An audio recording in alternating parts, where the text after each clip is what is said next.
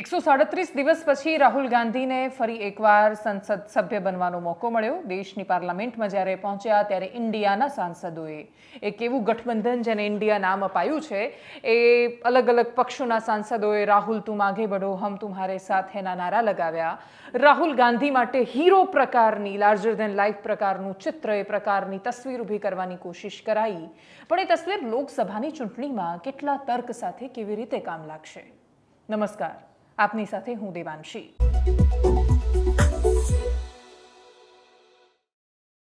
આપણા દેશમાં તસવીરો બનાવવાનું, ચહેરાઓ બનાવવાનું, વ્યક્તિત્વો એને ઉભરાવવાનું અને પછી એને પાડવાનું કામ રાજનીતિમાં થતું આવ્યું છે। આ પહેલી વાર નથી કે માસ કમ્યુનિકેશન શબ્દનો ભરપૂર રીતે ઉપયોગ થયો હોય। પ્રધાનમંત્રી નરેન્દ્ર મોદીનો ચહેરો લાર્જર ધેન લાઈફ ઘોષિત કરવા માટે ગુજરાતથી લઈને દેશ સુધી એ ચહેરો પહોંચાડવા માટે પણ આ પ્રકારની અનેક માસ કમ્યુનિકેશનની સમૂહ પ્રત્યાયન જેને કહીએ છીએ ગુજરાતીમાં, એની ઘણી બધી ટેકનિક્સ કામમાં લગાવવામાં આવી। એ તરકીબો પછીનું પરિણામ આપણી બધાની સામે છે અને એટલા જ માટે 2012ના સદભાવનાથી લઈને 2014માં પ્રધાનમંત્રી મોદીનો ચહેરો લાવવાની વાત હોય, અચ્છે દિન આને વાલે હૈ, આ પ્રકારના સ્લોગન્સ હોય અને દેશમાં અરાજકતાના માહોલની વચ્ચે એક જ વ્યક્તિ છે કે જે તમને આ બધામાંથી બહાર કાઢશે અને એક ચહેરો નરેન્દ્ર મોદીનો છે એ પ્રસ્થાપિત થઈ શક્યું। એ પ્રસ્થાપિત થયું એના પછી રાહુલ ગાંધીનું ઇમેજ એસેસિનેશન પણ એટલું જ થયું એટલા માટે કેમ કે એક વ્યક્તિ મહાન તો જ બની શકે છે જો બીજા વ્યક્તિની છબી સંપૂર્ણ ધૂમિલ કરી દેવામાં આવે। પેલો કશા જ કામનો નથી, આ નહીં તો કોણ? આ એક બહુ જ મોટો સવાલ કે પ્રશ્નાર્થ ચિહ્ન ઊભું કરી દેવામાં આવે, એવો માહોલ બનાવવામાં આવે કે ના ભૂતો ના ભવિષ્યથી, આના પહેલાં કશું હતું નહીં, આના પછી કશું થવાનું નથી। અને આ પ્રકારનો માહોલ રાજનીતિમાં નેતાઓ માટે બહુ જ મહત્વનો હોય છે, એમના માટે જરૂરી પણ હોય છે। કોની છબી ધૂમિલ કરવામાં આવી જેથી બીજા વ્યક્તિની છબી વધારે સુંદર રીતે ઉભરી શકે? તો એ સૌથી ઇઝી ટાર્ગેટ રાહુલ ગાંધી હતા। એ વાત 100% સાચી છે કે રાહુલ ગાંધીની છબી માત્ર ધૂમિલ નહોતી કરાઈ, એ પોતે પણ રાજનીતિમાં એટલા પરિપક્વ નહોતા। કોઈ પણ વ્યક્તિ જ્યારે રાજનીતિમાં આવે છે, તમે દેશમાં ચૂંટણી લડો છો, ચૂંટણી જીતવા માંગો છો અને પછી એવું કહો કે મને ઇન્ટરેસ્ટ નથી પોલિટિક્સમાં, અથવા જ્યારે તમે એ લોકોની સામે ચૂંટણી લડી રહ્યા છો જે લોકો 24 કલાક હંમેશા ઇલેક્શન મોડમાં હોય છે અને ત્યાં તમે કહો કે હું પાર્ટ ટાઈમ પોલિટિક્સ કરું છું, તો ત્યાંની જનતા તમને શું કામ સ્વીકારશે? રાહુલ ગાંધી માટે પણ આ બહુ જ મોટો સવાલ હતો અને એટલે જ નરેન્દ્ર મોદી દેશની જનતાને કેટલું ફળ્યા એનું એનાલિસિસ તો દર થોડા દિવસે થાય છે, પણ નરેન્દ્ર મોદી સૌથી વધારે રાહુલ ગાંધીને ફળ્યા। બ્લેક છે તો જ વ્હાઇટનું અસ્તિત્વ છે, એ હકીકત છે અને એટલે જ કોઈ વ્હાઇટ છે તો એનો મતલબ કોઈકને બ્લેક બતાવ્યું છે, પણ એ બ્લેક બતાવ્યું તો એનું કારણ થોડું ગ્રે હતું અને એટલે જ એને બ્લેક કરવું બહુ સરળ રહ્યું। એકદમ સફેદ હોય, જે શ્વેત હોય એને તમે બ્લેક નથી કરી શકતા। રાહુલ ગાંધીની અપરિપક્વતાના કેટલાય ફાયદા ઉઠાવીને પપ્પુ તરીકેની એમની છબી એક રીતે ઘોષિત કરી દેવામાં આવી। દેશના સામાન્ય માણસના મનમાં એ વિચાર નાખવામાં આવ્યો। વોટ્સએપ પર ફરતા જોક એણે સૌથી વધારે એની અંદર રોલ ભજવ્યો, ફાળો ભજવ્યો। એકવાર તમે એક પ્રક્રિયા શરૂ કરી દો છો, એના પછી લોકો જ્યારે એને અપનાવી દે છે ત્યારે તમારે કશું વિશેષ યોગદાન આપવાનું રહેતું નથી, પણ એના પછી રાહુલ ગાંધીને નરેન્દ્ર મોદીએ દ્રષ્ટિએ ફળ્યા કે એમની અંદર એ સમજ આવી કે જો ટકી રહેવું છે તો લડવું પડશે, લડવા માટે સંઘર્ષ કરવો પડશે અને સંઘર્ષ કરવા માટે આ દેશને સમજવું પડશે। જે દેશની અંદર તમે રાજનીતિ કરવા માંગો છો એ દેશને જો તમે સમજતા જ નથી, ભારતના ગામડાને નથી સમજતા, એનો મિજાજ નથી સમજતા, તો તમે નરેન્દ્ર મોદીની સામે કેવી રીતે ટકી રહેશો? એ વ્યક્તિ કે જેમની સફર મહેસાણાથી લઈને વર્લ્ડ લીડર સુધીની પહોંચી છે, વડનગરથી વર્લ્ડ લીડર સુધીની એમની યાત્રા કે જે અત્યારે આખી પ્રસ્થાપિત કરવામાં આવી, એમને વર્લ્ડ લીડર તરીકે પ્રસ્થાપિત કરવામાં આવ્યા, તો આખી આ સફરમાં તમે એમની સફર, એમના સંઘર્ષ એ બધું જોશો તો તમે એમની સાથે સહમત હોઈ શકો, અસહમત હોઈ શકો। તમને નરેન્દ્ર મોદી ગમતા હોય કે ન ગમતા હોય, પણ તમે એ સંઘર્ષને નહીં નકારી શકો જે સંઘર્ષમાંથી એ આવ્યા છે। કોઈ વ્યક્તિ કલ્પના પણ ન કરી શકે કે મહેસાણાના વડનગરમાં કોઈ જ પોલિટિકલ બેકગ્રાઉન્ડ વગર જન્મેલો માણસ આ દેશનો પ્રધાનમંત્રી બનશે। આ દેશની લોકશાહીની પણ એ તાકાત છે અને સાથે એ સપનું જોવાવાળાની પણ તાકાત છે કે જાણે કોઈ જ પાબંદીઓ કે પ્રતિબંધોને ન વિચારીને આખું આકાશ મારું છે એમ માનીને સતત સપના જોયા। અને એટલે જ એવા વ્યક્તિ સામે તમે જ્યારે રાજનીતિમાં ફાઇટ કરવા માટે ઉતરો છો અને એ વાત જો તમે વિચારધારાની લડાઈની કરો છો તો તમારે વિચારધારા સૌથી પહેલાં સમજવી પડે, બહુ સ્પષ્ટ કરવી પડે। કોંગ્રેસે કહ્યું છે કે અમે હંમેશા સેન્ટરમાં રહ્યા છીએ, મધ્યમાં રહ્યા છીએ, પ્રેમની વાત કરીએ છીએ, તો છેલ્લા કેટલાય વર્ષોની કોંગ્રેસની રાજનીતિ, પીવી નરસિંહ રાવ પછીની રાજનીતિ શું એ સાબિત કરતી હતી કે કોંગ્રેસ ખરેખર સેન્ટરમાં એટલે કે મધ્યમાં રહી છે? તમે હંમેશા જ્યારે દેશ બહુમતી અને લઘુમતીમાં વહેંચાતો હોય અને તમે સત્યની સાથે રહેવાની જગ્યાએ લઘુમતીની જ પસંદગી અથવા એનો જ સાથ પસંદ કરો તો આ દેશની બહુમતી તમને શું કામ સ્વીકારશે? તમારે સત્યની સાથે રહેવાનું હોય અને સત્ય તો બદલાતું રહેતું હોય. ઘણીવાર બહુમતી સાચી હોઈ શકે તો ઘણીવાર લઘુમતી કોમ સાચી હોઈ શકે. એ તો અલગ અલગ હોય. તમે કોઈ વ્યક્તિઓની અમુક જાતિ કે અમુક ધર્મની સાથે ઊભા રહી જાઓ છો ત્યારે તમારી સામે બહુ જ વિશાળ સમુદાય ઊભો થતો હોય છે અને એટલે જ એ વિશાળ ઊભો થતો સમુદાય તમે એ વખતે નથી જોઈ શકતા. જ્યારે પરિણામો આવે છે ત્યારે એ તમને ચોંકાવી દે છે. 2014માં પણ એ થયું, 2019માં પણ એ થયું, પણ એના પછી ભારત જોડો યાત્રાનું બહુ સરસ રીતે આયોજન કરવામાં આવ્યું. એ આયોજન PR ટેક્ટિક્સ જેને કહીએ છીએ અથવા માસ કમ્યુનિકેશન, કે જ્યારે બહુ જ બધા લોકોને તમારી વાતોમાં લાવવાની કોશિશ થાય તો એની અંદર ઘણા ખરા અંશે એમને એનો પ્રતિસાદ પણ મળ્યો. કદાચ એનું જ પરિણામ હતું કે બહુ જૂનો કેસ હતો એ અચાનક શરૂ થયો. રાહુલ ગાંધીનું સંસદ સભ્ય પદ ગયું. એના પછી ડિફેમેશનના કેસમાં એમને મહત્તમ સજા કરવામાં આવી. આખરે સુપ્રીમ કોર્ટે સ્ટે આપ્યો. રાહુલ ગાંધી માટે એમની સાંસદી, એમનું સંસદ સભ્ય પદ પાછું આપવામાં આવે છે એવી ઘોષણા થઈ. એના થોડા જ કલાકમાં રાહુલ ગાંધી દેશની સંસદમાં હાજર હતા. હાજર થતાની સાથે જ નારેબાજી થઈ. જે સભ્યો હતા એમણે સ્વાગત કર્યું. મલ્લિકાર્જુન ખડગેને મીઠાઈ ખવડાવવામાં આવી. ઉત્સાહનો સંચાર થયો. 2019 કરતાં અને 2014ની પરિસ્થિતિ કરતાં પણ કોંગ્રેસ વધારે ઉર્જાવાન છે. કર્ણાટકની હમણાં જ મળેલી જીત છે. મધ્યપ્રદેશ અને રાજસ્થાન, છત્તીસગઢની આશાઓ છે, કેમ કે ત્રણેય જગ્યાએ મૂળભૂત રીતે 2 જગ્યાએ તો છે જ અને મધ્યપ્રદેશમાં પણ જીત એમની થઈ હતી અને એટલે જ પોતાની સરકાર હશે અથવા આવશે એવો ભરોસો છે અને ઉપરથી બદલાતું વાતાવરણ એ મહેસૂસ કરી રહ્યા હોય અને એટલે જ કોંગ્રેસ જો પોતાની જગ્યાએ રહીને તર્ક લગાવે છે તો 2019 કરતાં એ સારું પ્રદર્શન કરશે એવી એમને કોઈ શંકા નથી. પણ રાજનીતિ છેલ્લા 2 મહિનાનો ખેલ હોય છે. તમે અત્યારથી એવું કોઈ પ્રેડિક્શન ક્યારેય ન કરી શકો કે કોંગ્રેસ બહુ જ સારું કરશે અથવા બહુ જ ખરાબ કરશે. આ વ્યક્તિ જ જીતશે એવું અત્યારથી તમે જ્યારે પ્રેડિક્શન કરો છો ત્યારે તમે રાજનીતિને ઓછી આંકી રહ્યા છો. રાજનીતિક ઘટનાઓને ઓછી આંકી રહ્યા છો. એક ઘટના, એક ભાષણ આખી ચૂંટણી અને ચૂંટણીનો મિજાજ બદલી દે એના માટે સક્ષમ હોય છે. રાહુલ ગાંધી દેશની સંસદમાં પહોંચ્યા એના પછી નેતાઓએ શું પ્રતિક્રિયા આપી? ભારતીય જનતા પાર્ટીમાંથી પણ તીવ્ર પ્રતિક્રિયાઓ સામે આવી. ડિજિટલ ડેટા પ્રોટેક્શનનું બિલ પસાર થઈ રહ્યું હતું. અનુરાગ ઠાકોરે ન્યૂઝ ક્લિક જેવી વેબસાઇટનો હવાલો આપીને કહ્યું કે વિદેશથી આ લોકોને ફંડિંગ આવી રહ્યું છે. ન્યૂઝ ક્લિક જેવી વેબસાઇટ હોય, રાહુલ ગાંધી હોય કે કોંગ્રેસ હોય, આ બધાની ગર્ભનાળ એક જ છે. આડકતરી રીતે વેબસાઇટ્સ કોંગ્રેસના ફંડથી ચાલે છે અથવા બહારના ફંડથી ચાલે છે એવું પ્રસ્થાપિત કરવાની કોશિશ કરાઈ. જો અમુક વેબસાઇટ કોંગ્રેસના ફંડથી ચાલે છે તો મોટાભાગની ચેનલ કોના ફંડથી ચાલે છે? એ વાતનો જવાબ હશે અનુરાગ ઠાકુરની સાથે. કોઈકને કોંગ્રેસ ફંડ કરી રહ્યું છે તો એ દેશદ્રોહી છે. તો જેને ભારતીય જનતા પાર્ટી સતત ફંડ કરતી આવી છે, જે લોકોના કારણે, જેમની એડવર્ટાઇઝના કારણે અથવા જેમના રૂપિયાના કારણે ચેનલ્સ ચાલે છે, એને તમે શું કહેશો? અને એટલે જ કોંગ્રેસ તરફથી ફંડ આવીને કશુંક ચાલી રહ્યું છે અને એ દેશદ્રોહી સાબિત થઈ જાય છે કે કેમ, એ અનુરાગ ઠાકુર આગળ સાબિતી આપીને વાત કરશે ત્યારે ખબર પડશે. પરંતુ પ્રાથમિક દ્રષ્ટિએ પ્રતિક્રિયાઓ શું સામે આવી દેશની સંસદમાંથી? સાંભળીએ એમને.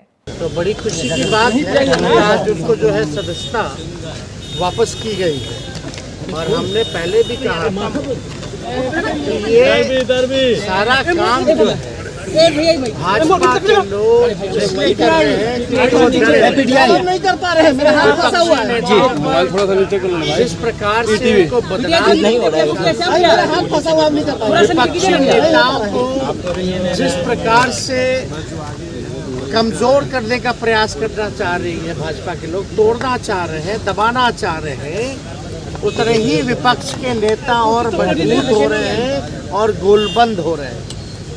और ये केवल तंग करने की वजह नहीं, हम लोग कोई मोदी जी या अमित शाह का विरोध नहीं कर रहे, लेकिन उन लोगों के आने के बाद जिस प्रकार से देश के इतिहास को बदला जा रहा है, संविधान और लोकतंत्र को खत्म किया जा रहा है। अगर सच बोल रहा है कोई व्यक्ति, चाहे वो कोई वर्ग का हो, किसी भी पेशे का हो, तो उस पर कार्रवाई जिस प्रकार से की जा रही है, ऐसा लगता है कि अघोषित है।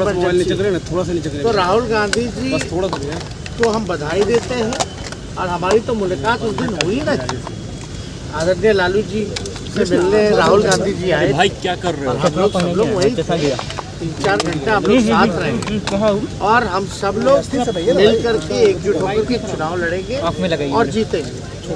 वही पहले भी कहे थे, जो लड़ेगा वो जीतेगा।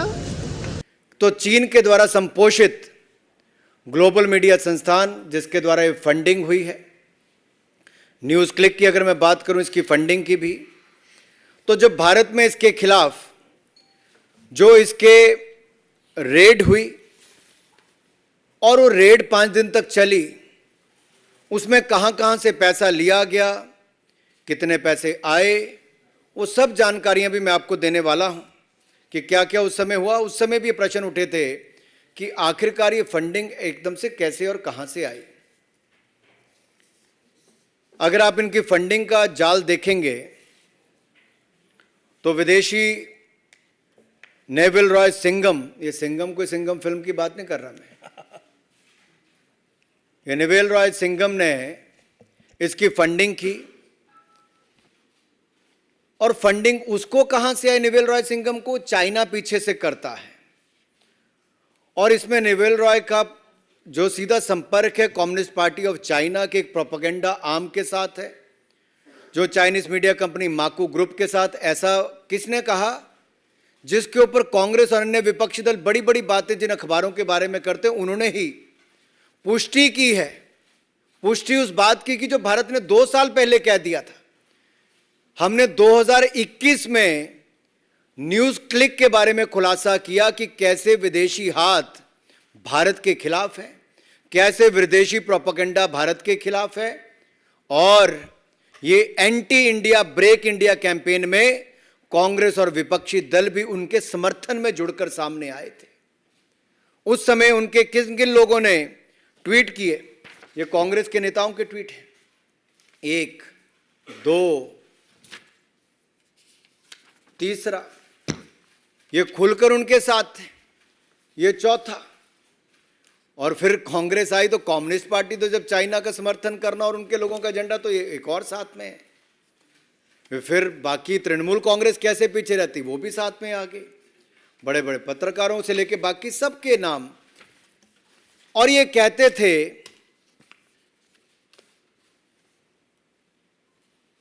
कि भारत सरकार फ्रीडम ऑफ प्रेस के खिलाफ कार्रवाई कर रही है। વાત એવા રાજનેતાની પણ કરીએ કે જે રાજ્યસભામાં જ્યારે પોતાનું ભાષણ આપે છે ત્યારે એટલા તર્કની સાથે દલીલો કરતા હોય છે કે સત્તા પક્ષના રાજનેતાઓ પણ એમને સાંભળવા માટે મજબૂર બને, ધ્યાન આપીને સાંભળવું પડે છે। તમારા શબ્દોમાં કટુતાની જગ્યાએ તર્ક હોય અને તમારા શબ્દો દેશ માટેની ચિંતા જ્યારે બતાવતા હોય ત્યારે બહુ સરળ થઈ જાય છે કે સત્તા પક્ષ પણ તમને નકારી નહીં શકે। मनोज झा राज्यसभाना सांसद एमांथी ज एक छे। ए ज्यारे बोली रह्या हता आजे त्यारे गृहमंत्री अमित शाह पण गृहमां हता, खूब ध्यानथी सांभळी रह्या हता, हाथ मूकीने बहू ज ध्यानथी एकी टसे सांभळी रह्या हता। एनुं कारण मनोज झा जे तर्क आपी रह्या हता कि आ देशमां डायवर्सिटी अने आ देश कॉम्प्लिकेट छे एवुं कहेवामां घणो फरक छे। आ देश महासागर छे, तमे एने जो तळाव बनावी देवा मांगशो तो ए शक्य नथी। एमणे जे वातो कही ए तर्क साथेनी हती, रसप्रद पण हती, एमने पण सांभळीए। डाइवर्सिटी शब्द का आप बहुत जिक्र करते हैं, हम सब उसमें रिजॉइस करते हैं, हमारी प्राइड है वो। लेकिन एक मंत्री महोदया डाइवर्सिटी बोलते बोलते बोल गई कि इंडिया इज कॉम्प्लिकेटेड। सर, बचपन से लेके आज तक इंडिया कॉम्प्लिकेटेड नहीं लगा कभी।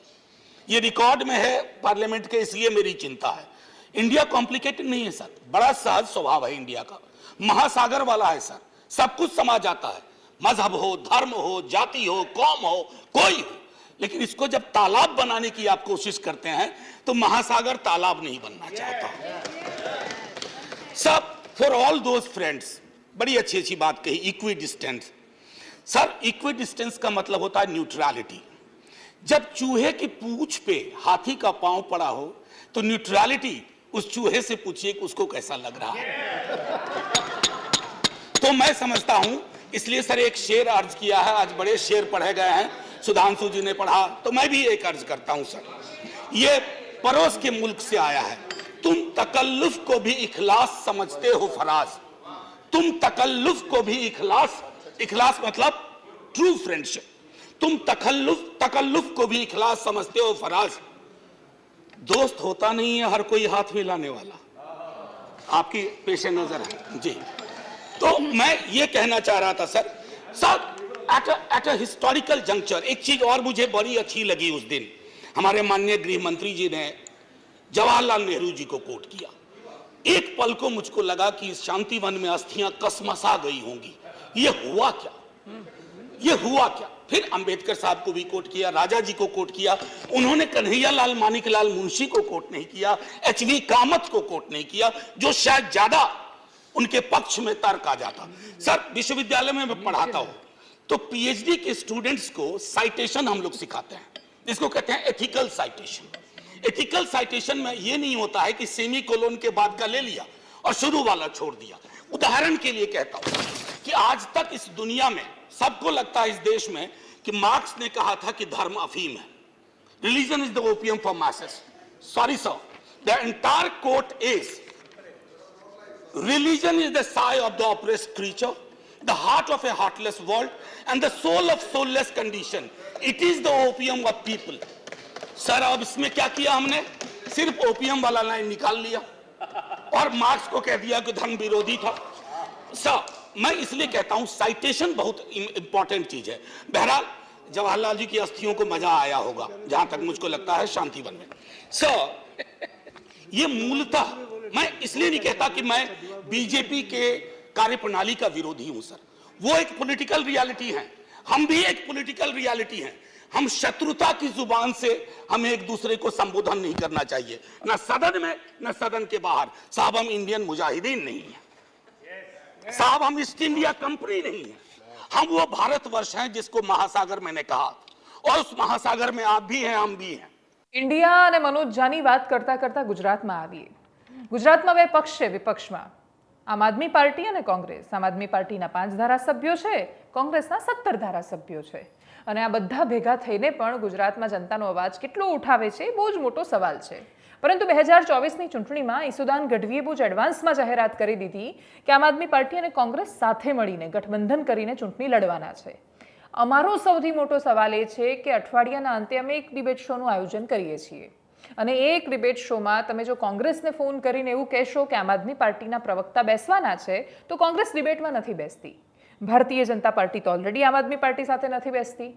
આમ આદમી પાર્ટીના પ્રવક્તાઓનો બહુ ત્રાસ છે એવું બંને પાર્ટી ફરિયાદો કરે છે। તો જે લોકો ડિબેટમાં સાથે નથી બેસતા એ લોકો ગઠબંધન કરીને શું સાબિત કરવા માંગે છે? કોંગ્રેસ પક્ષ જણે વિધાનસભાની ચૂંટણીમાં સૌથી વધારે બૂમો પાડી કે આમ આદમી પાર્ટી તો ભારતીય જનતા પાર્ટીની બી ટીમ છે, આમ આદમી પાર્ટીના કારણે જ કોંગ્રેસનું રિઝલ્ટ ઓછું આવ્યું છે, પરિણામ ખરાબ થયા, ભારતીય જનતા પાર્ટીની 156 સીટ આવી, એમાં સૌથી મોટું પરિબળ આમ આદમી પાર્ટી રહી છે। તો હવે કોણ કોની બી ટીમ બનીને કામ કરશે? આમ આદમી પાર્ટી કોંગ્રેસની બી ટીમ બનશે તો શું બધા લોકો તૈયાર છે? કોંગ્રેસમાંથી કોઈ જવાબ નથી આવ્યો। ઈસુદાન ગઢવીએ ઉતાવળ કરી છે કશું કહેવામાં કે ખરેખર ઉપરથી આવા કોઈ આદેશ છે?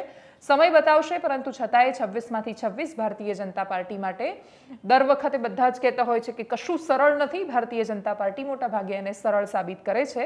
2024માં હજુ સમય શેષ છે અને એટલા જ માટે 26માંથી ભાજપ 26 કહે છે, કોંગ્રેસ કહે છે પૂરી આવવા નહીં દઈએ। પાટણ લોકસભા પર બહુ જ બધા લોકો મદાર રાખીને બેઠા છે। ગયા વખતે પૂર્વ પ્રદેશ પ્રમુખ જગદીશ ઠાકોર ત્યાંથી ચૂંટણી લડ્યા હતા।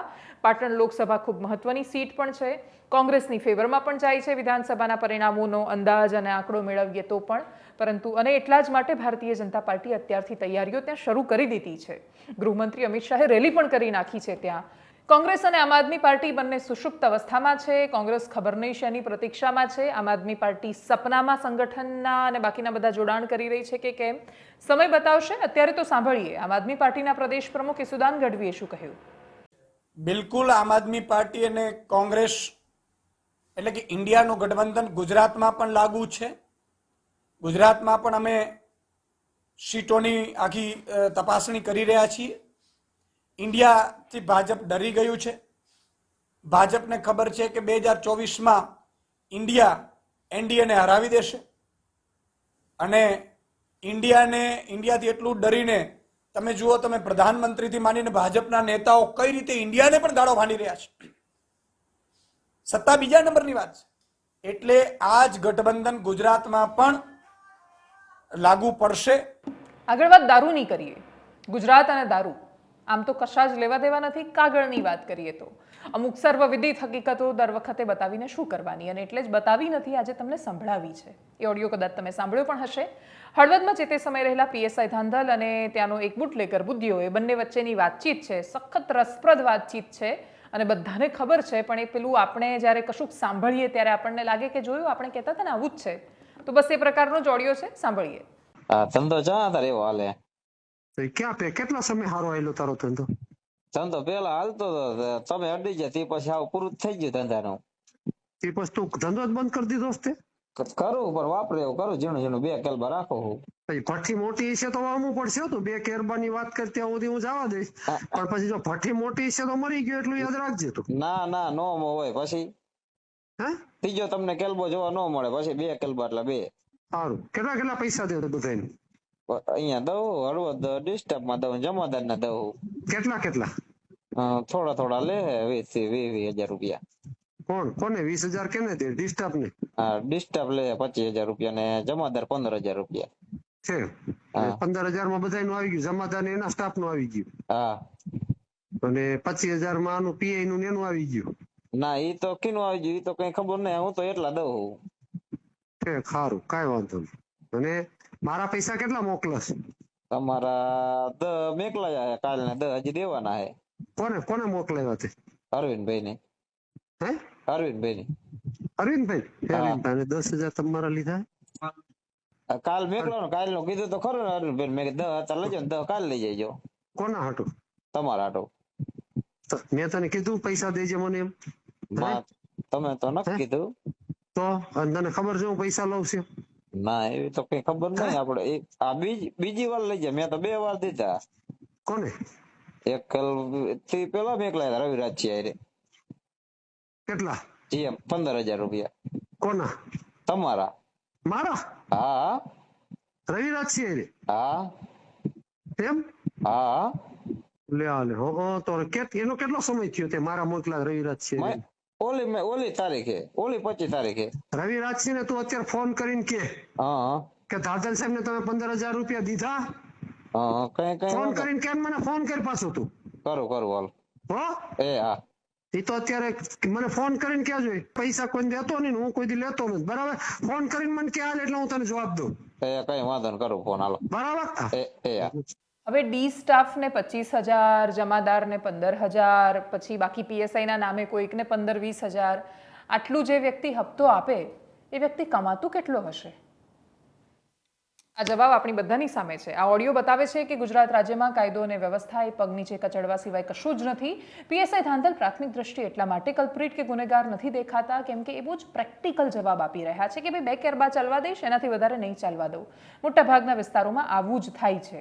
ઓડિયો સામે આવ્યો એટલે પીએસઆઈને દોષિત ઠેરવવા કે એમની સામે કોઈ સવાલ કરવાનો કોઈ મતલબ નથી.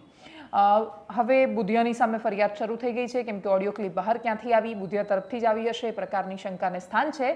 મોટા ભાગે ભરાઈ જતા હોય છે નાના બુટલેગરો, કેમ કે મોટા બુટલેગરો તો મોટા સેટિંગ કરી નાખતા હોય છે. નાના બુટલેગરોના જ્યારે આ પ્રકારના ઓડિયો કે વિડીયો સામે આવે ત્યારે પોલીસ રિવેન્જ માટે, બદલો લેવા માટે આ શરૂ કરે છે. દુર્દશા તો એ થાય છે કે પોલીસને પૈસા એ આપવાના, માર પણ ખાવાનો, જેલમાં એ રહેવાનું ને ધંધામાં એ તકલીફ થાય. અને એટલે જ સૌથી સરળ ધંધો અને બહુ નફાવાળો ધંધો જેટલો દારૂનો છે એટલો ભયાનક ધંધો પણ ગુજરાતમાં દારૂનો જ સાબિત થઈ રહ્યો છે કેમ કે હપ્તા ખાધા પછી પણ પોલીસ જ્યારે મારે ત્યારે બુટલેગરને તકલીફ તો પડતી હશે. આગળ વાત રાજ્યના જવાન અને કિસાનની કરીએ. સૌથી પહેલા કિસાનની વાત કરીએ. બનાસકાંઠાનું દિયોદર. ધારાસભ્ય કેશાજી ચૌહાણ એક કાર્યક્રમમાં હતા. ખેડૂત આગેવાન અમરાભાઈ ચૌધરી ત્યાં હતા, હાજર હતા. એમણે કોઈક સવાલો કર્યા. સવાલોથી કોઈની અસહમતિ હશે, તમને વાંધો પણ હોઈ શકે, પરંતુ જે સમર્થક હતા અર્જણભાઈ ઠાકોર, એમણે સીધું જ અમરાભાઈ ચૌધરીને લાફો મારી દીધો. અમરાભાઈ તો પણ સરખામણીએ શાંત ઊભા છે. આજુબાજુના લોકો અને વ્યક્તિઓ પ્રતિક્રિયા આપી રહ્યા છે. પણ આવું શું કામ થાય છે? સત્તાને કરેલો સવાલ તમે સાંખી કેમ નથી શકતા? અમરાભાઈએ કહ્યું કે નેતાજીની આજુબાજુ ફરતા ચમચાઓ છે કે જે આ રીતે વર્તન કરે છે. પોલીસે ફરિયાદ નોંધી લીધી છે, આગળ કાર્યવાહી પણ શરૂ થવાની છે. કોંગ્રેસ નેતા પાલભાઈ આંબલિયાએ પણ આ વિષય પર પ્રતિક્રિયા આપી છે. એ વિડીયો પણ જોઈએ કે જેમાં લાફો મારવામાં આવ્યો અને પછી પાલભાઈને પણ સાંભળીએ.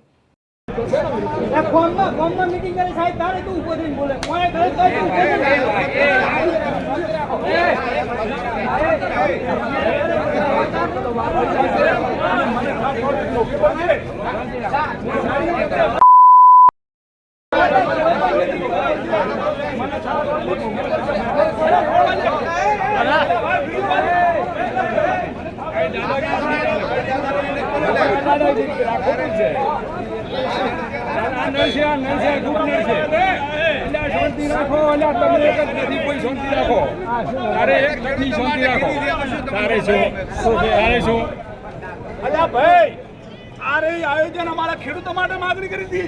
આજના બેઠેલા નેતાઓના ચમચાઓ અમને હેરાન કરે છે. અત્યારે અમને થાપ છોડેલી છે. અમે ભવિષ્યમાં નહીં છોડવાના. કોઈના બાપની તાકાત નથી કે અમને રોકી શકે. અમારા વિસ્તારની અંદર 8 ગામ માટે આયોજન કરેલું છે. અમે ફક્ત માગણી કરેલી છે. આજના બેઠા ચમચા રમ્યા મને થાપ છોડીને મુસાન કરવાના નથી.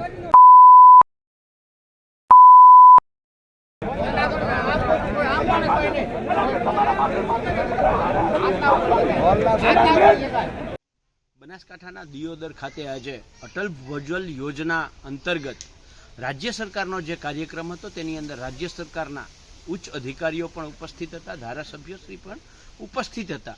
આ યોજનાને અંતર્ગત ખેડૂતો પાસેથી જ્યારે માર્ગદર્શન માંગવામાં આવ્યું ત્યારે ખેડૂતો આગેવાન અમરાભાઈ ચૌધરીએ આ યોજનાને લઈ અને જ્યારે વાત કરી રહ્યા હતા ત્યારે ભાજપના ધારાસભ્યશ્રીના સમર્થકો, ભાજપના આગેવાનો દ્વારા અમરાભાઈ ઉપર હુમલો કરવામાં આવ્યો, એમને માર મારવામાં આવ્યો અને અમરાભાઈને અપમાનિત કરવામાં આવ્યા છે. ત્યારે આ ઘટનાને સખત શબ્દોમાં હું વખોડી કાઢું છું અને હારે હારે રાજ્ય સરકારને વિનંતી કરું છું કે જે કોઈ હુમલો કરનાર છે એ વિડીયોમાં બહુ સ્પષ્ટ દેખાય છે, એમની તાત્કાલિક ધરપકડ કરવામાં આવે અને એમની વિરુદ્ધ કાયદેસરની કાનૂની કાર્યવાહી કરવામાં આવે. આ ઘટના માત્ર અમરાભાઈ સાથે નથી બની, આ ગુજરાતના તમામ ખેડૂતો ઉપર આ હુમલો છે. આ અમરાભાઈનું અપમાન નથી, આ ગુજરાતના તમામ ખેડૂતોનું અપમાન છે.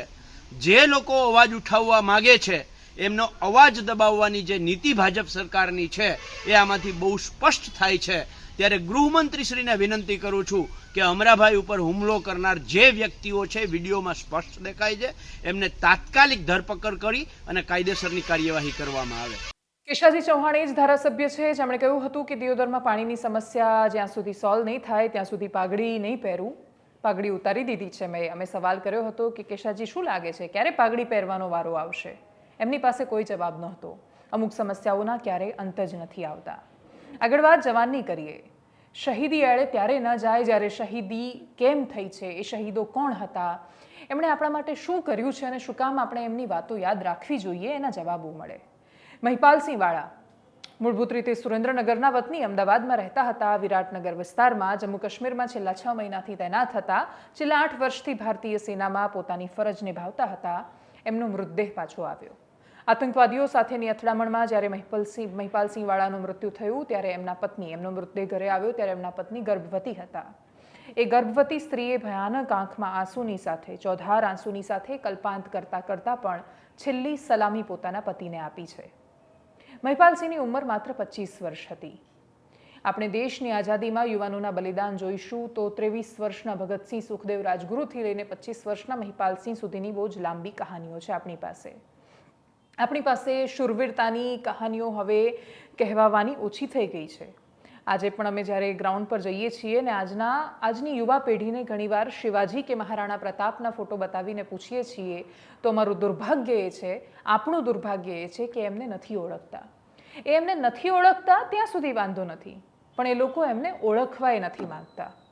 એ લોકો જવાબ આપે છે કે ઓળખીને શું કરી લઈશું, શું આનાથી પૈસા મળશે, શું આનાથી અમારું પેટ ભરાશે? એમનો જવાબ વ્યાજબી છે. તમે શિવાજીનો ફોટો જોઈ લેશો કે તમે મહિપાલસિંહ વાળા વિશે જાણી લેશો કે તમે ભગતસિંહ વિશે થોડું વાંચી લેશો તો એ તમને પૈસા તો નહીં કમાઈ આપે. એનાથી તમારા જીવન સ્તરમાં કે એની આજુબાજુના કોઈ વાતાવરણમાં ફરક નહીં પડે. પણ તમે પછી આ દેશ માટે, તમે આ દેશને પ્રેમ કરો છો કે એના માટે સન્માન છે, વાત કહેવાનો તમને અધિકાર નથી. માત્ર જો પૈસો જ તમારા સેન્ટરમાં છે અને આ દેશની સંસ્કૃતિ, સભ્યતા અને એના વારસા પર તમને ગૌરવ નથી, તમને એ નથી સમજાતું કે તમે કોના વંશજો છો, તમને એ નથી સમજાતું કે કોણ હતા એ લોકો કે જે આ દેશ માટે શહીદ થયા છે. એ લોકો તો સુખેથી જીવન જીવી શકતા હતા, જે ધારતા એ કરી શકતા હતા. ભગતસિંહે અંગ્રેજો સાથે કોમ્પ્રોમાઇઝ કરી લીધું હોત તો કોને ફરક પડવાનો હતો? અનેક લોકો હતા જેમણે કર્યું જ હતું ને કોમ્પ્રોમાઇઝ. શું ફરક પડ્યો? સત્તા ભોગવી છે મોટાભાગના લોકોએ તો. જીવી ગયા હોત ભગતસિંહ તો મંત્રી બનતા, એમનો છોકરો એ મંત્રી બનતો અને આગળ વધતા એ લોકો પેઢીઓ તરી જતી. કોઈ ફરક નથી પડતો ને, યાદ રાખે કે ન રાખે. મહિપાલસિંહ વાળા પણ જો આર્મીની નોકરી પસંદ ન કરીને બીજું કશું કરતા તો શું થતું? એ તર્ક ઘણા લોકો આજે પણ આ દેશમાં એવા છે કે જેવું આપે છે કે શું છે, નોકરી કરે છે, પગાર મળે છે, મરવાનો પગાર નથી મળતો. એનો કોઈ દિવસ પગાર હોય જ ન શકે. તમારા જીવનની કિંમત કોઈ તમને પૂછશે તો? કોઈ તમને કહી દે કે અમે તમને 5 કરોડ રૂપિયા આપીએ, જીવન આપી દો, તો તમે આપી દેશો? કોઈ જ નથી આપતું ને. એટલા માટે જીવન કે મૃત્યુ એની કશાની કિંમત નથી આંકી શકાતી. મેજર વિભૂતિ ધોંડિયાલ, જો તમને યાદ હોય તો, એ જ્યારે શહીદ થયા એના તરત પછી એમના પત્ની નિકિતા ધોંડિયાલ આ દેશની સેનામાં જોડાયા અને એટલે અત્યારે એ લેફ્ટનન્ટ નિકિતા કૌલ છે. આ પ્રકારની સ્ત્રીઓ, આ પ્રકારના પરિવારો જ્યાં સુધી દેશમાં છે ત્યાં સુધી આ દેશ ઉન્નત મસ્તક સાથે સુરક્ષિત છે. અને એટલે જ કદાચ મહિપાલસિંહ વાળાના પત્ની એકદમ વ્યથિત છે, પણ જો એમને પૂછવામાં આવે કે તમારા ગર્ભમાં રહેલા બાળકને તમે શું બનાવશો, તો એ કોઈ જ ખચકાટ વગર તરત કહેશે કે એને આ દેશની સેનામાં મોકલીશ. જ્યાં સુધી આવા પરિવારો છે, જ્યાં સુધી એ ભાવના છે, ત્યાં સુધી આ દેશ અખંડિત છે, સુરક્ષિત છે. પણ આ વાતો એટલા માટે હંમેશા યાદ રાખવાની છે, એ પીડાઓ, એ ચહેરાઓ, એ તસવીરો, એ બધું એટલે યાદ રાખવાનું છે કે તમે આ દેશને જ્યારે પ્રામાણિક નથી રહેતા, તમે જ્યારે નાની નાની વાતોમાં, કરપ્શનમાં, કોઈ પણ ખોટી રીતે ટ્રાફિકના જવાનને પણ છેતરવાનો કે રૂલ્સ તોડવાનો પ્રયાસ કરો છો, ત્યારે યાદ રાખજો કે આ બધું જોવા માટે આ દેશના શહીદો શહાદત નથી લેતા. કોઈ એટલા માટે નથી મરતું કે દેશ પોતાની જાતે આવી રીતે જ બરબાદ થઈ જાય. એ લોકો આ દેશને આબાદ રાખવા માટે શહીદ થયા છે. એમની શહાદત એળે ન જવી જોઈએ. એનાલિસિસમાં અત્યારે બસ આટલું જ. જો આપ અમને યુટ્યુબ પર જોઈ રહ્યા છો તો સબસ્ક્રાઇબ કરો, ફેસબુક પર જોઈ રહ્યા છો તો ફોલો કરો, અમારા વિડીયોને શેર કરો. નમસ્કાર.